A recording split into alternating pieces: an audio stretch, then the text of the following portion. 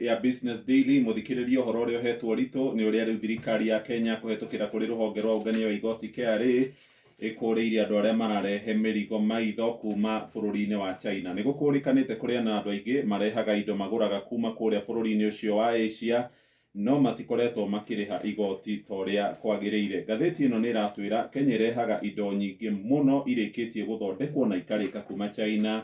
Imwe ciacio ari iria ihuthagira hinya wa thitima nginyagia nguo na ni indo turehaga cia mabilioni ma mbeca o mwaka no thirikari nirarorire irona mbeca nyingi andu magicirehe matiugaga value kana ni cia muigana wa mbeca cigana atia noguo matirihaga igoti kuringana na uria ciendekithitio. Tariu ungithie mwaka-ini wa 2022 mwaka ucio urathirire Kenya ni kurarehirwo indo cia kuma China cia ciringi bilioni 456 na milioni 600 na ni ciakorirwo ikiongerereka kuma mwaka ucio wa 2021 ciarehetwo indo cia bilioni 441 na milioni 400.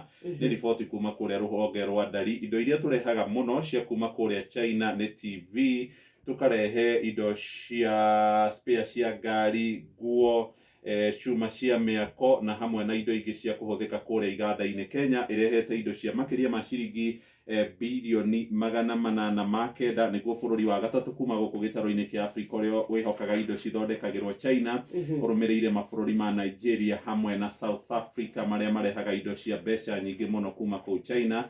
Riu mungikorwo ni urarehe kamurigo wihuge muno andu a KRA ni makumite thutha. Ni ndahinyia kuma karatathi ka mbere nginyagia karatathi-ini ga keri tuige thi ngatheti ya Business